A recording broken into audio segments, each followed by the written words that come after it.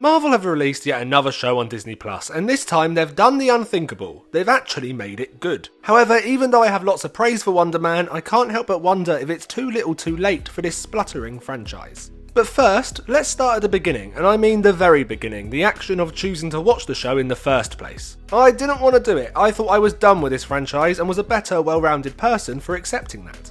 The MCU over the last few years has been at best fine and at worst a slap in the face and a kick in the knackers for anyone who actually likes media with a shred of integrity. Their shows have been messy, their films for the most part aimless, and even some of the cast have come out apologising for the slop they put on screen.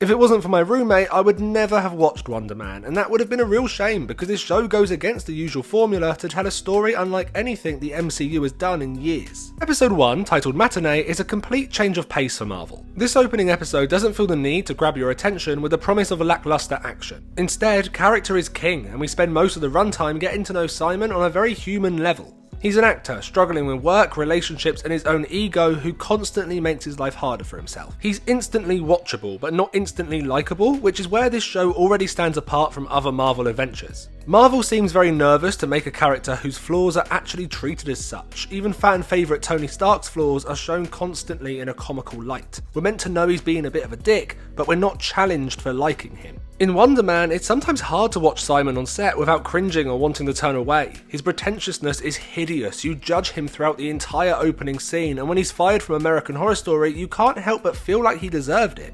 Especially because he was being pretentious and trying to find meaning on a Ryan Murphy show. Simon should have just been happy he was allowed to keep his top on. Then the next few scenes are his girlfriend breaking up with him and him coping by going to the cinema. And it was here where I realised this isn't paced like a superhero show. This is a drama with realistic choices and emotions. This show is happy to take its time and immerse you into Simon's world and psyche. 100% some viewers would be bored by now if they'd gone in expecting another thrashy crashy throwaway action show, and the creators would have known that, and I find it so refreshing that they're just not fussed by it. Wonder Man as a whole has this attitude of this is the show, take it or leave it, and I kinda love that. The issue a lot of these big franchises fall into is trying to please everyone, and it's by doing that everything becomes similar and stale. For me, the only way to run an IP this huge is to use genre to its fullest, to create little pockets of new and different storytelling. Have your big action-packed adventures, of course, but also have your smaller, intimate dramas and romances, and don't feel like you have to force the two together.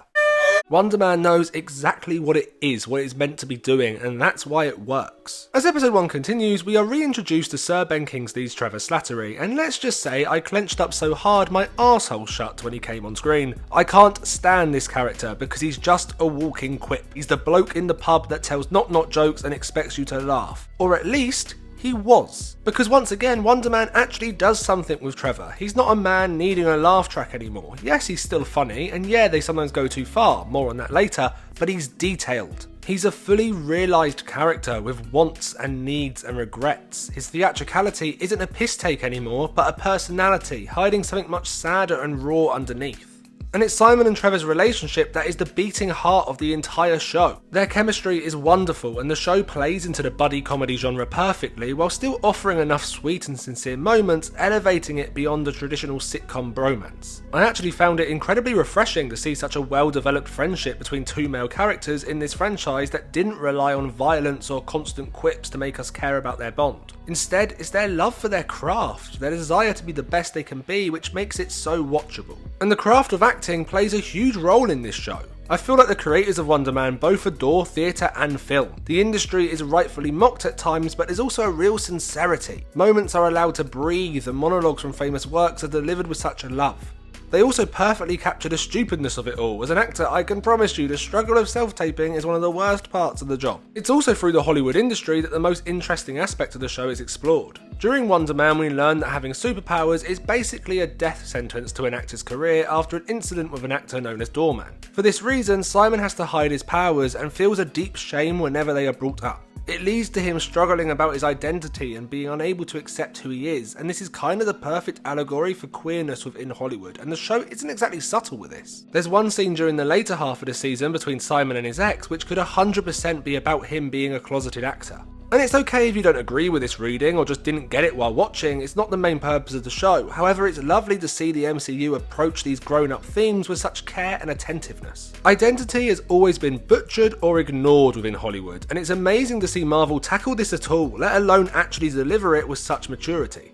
I've also got to praise Marvel for finally understanding what the hell TV is. If you've seen any of my other videos, you will know that I can't stand the new obsession with describing a television show as being like a movie. It's as if people are once again looking down at telly, viewing it as a lesser medium, which is ridiculous following what people called an era of prestige television. Film and TV are completely different mediums, and that's more than okay. When a show describes itself as being like a movie, that usually just means it's been cut up badly into episodes and hoping that its big budget will distract you as a viewer from its aimlessness. Wonder Man actually follows the television model to a T. Believe it or not, but there's actual episodes that have their own plots, all helping to build to the main narrative. You have the self-tape one, the audition one, the reporter one. It allows the creators to fully explore each idea without rushing through it to create this movie-like atmosphere.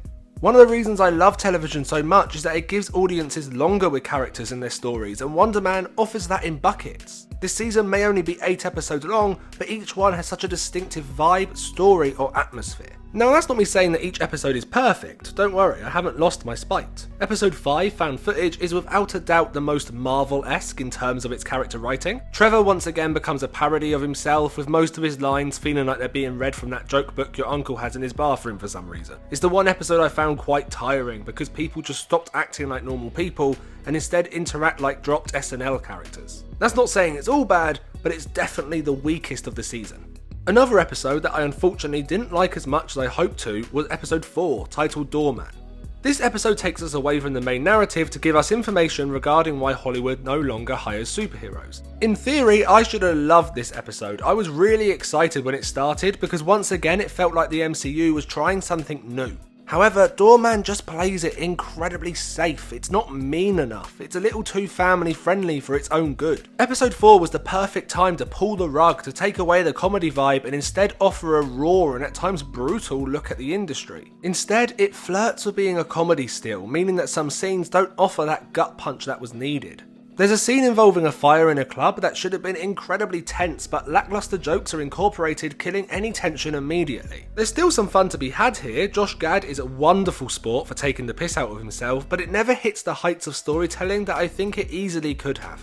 But have no fear, because after 2 slightly lackluster episodes, we are finally introduced to the best character in the show. Von Kovac is a wonderfully ridiculous character. Every time he was on screen, I was beaming. He's just so stupidly watchable and yet still rooted in some kind of believability. Some audiences will think he's far-fetched, but I promise you, he's not. He is basically my old drama school teacher through and through. While auditioning for drama school, he told me to perform my monologue like a Malaysian man summoning the rain, a moment of my life that will forever haunt me, but would have fitted perfectly within this show. And it was during his introductory episode that I realised why I was enjoying the show so much. Wonder Man isn't afraid to be what it is. My issue with so many Marvel shows prior to this one is that over the course of their episodes, their uniqueness is slowly stripped away, leading to a predictable Marvel ending. WandaVision is one of the worst offenders of this. The show promises a unique and twisty exploration into grief and loneliness, but ends with a shitty CGI fight in the sky with a lackluster villain who didn't need to be there in the first place. I will never forget my feeling of disappointment growing as I watched that show, each episode slowly undoing all the great work the first 2 or 3 episodes built up.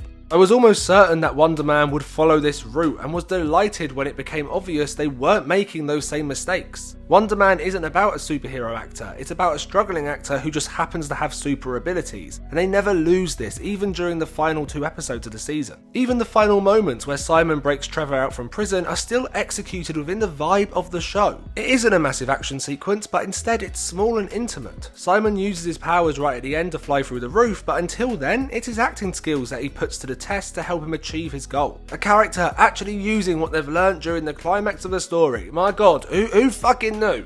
The finale is actually incredibly subtle. The scenes where Simon spends time with his random family are some of the best moments of the show. Nothing feels too forced. Wonder Man treats its audience as intelligent, for the most part. I'm afraid some of the needle drops are painful, some towards the end of the show being so on the nose I couldn't help but groan as they played. It's a silly creative decision that, while not harming the overall show, does take it down a point for me. Another slight low point for the show is the antagonists. Like I said, the characters really drive the show forward, which means that some of the subplots feel a little less exciting. The villains of the piece, if you can call them that, are the Department of Damage Control, and I'd be lying if I said these ever excited me. It's not even that they're written badly, they're just the least interesting aspect of the series. They're never more than evil men in suits, which we have seen so many times in so many different things that I could do without them. This isn't necessarily even a criticism, but a preference, and I don't want to dwell on it too long because there's so many positives in this show that it would just feel like nitpicking. But that does lead me to the MCU as a whole. You might think after all this praise, I'm willing to give Marvel another go, and that's not the case. I can imagine Wonder Man revitalising some viewers' love for this franchise, but I'm still not convinced. In the same year that they've released Wonder Man, a show all about the craft of the industry, they're releasing Doomsday, the ultimate nostalgia wankfest. Also, I don't believe Marvel themselves had faith in this show. They dropped all episodes at once with very little flair, and the promotion has kind of been dire compared to their other outings. It's obvious to me that the MCU is still relying heavily on hype and reaction moments, and that this show was almost a second thought, and that's probably why it turned out good. Marvel constantly bringing back old, well-known characters feels like a desperate attempt to be liked again. It's also just incredibly lazy. Instead of making good, irresistible films, they're choosing to flood the screen with cameos, ruining their previous films in the process. Wonder Man is a series all about the love of creativity and art, and watching it felt almost comical at times because it's been produced by a company who seems to have lost that. If Marvel had really got behind Wonder Man, promoted it properly as a new wave of creativity for the MCU, I would be willing to give the franchise another go, but I just can't help but feel it's a little too late.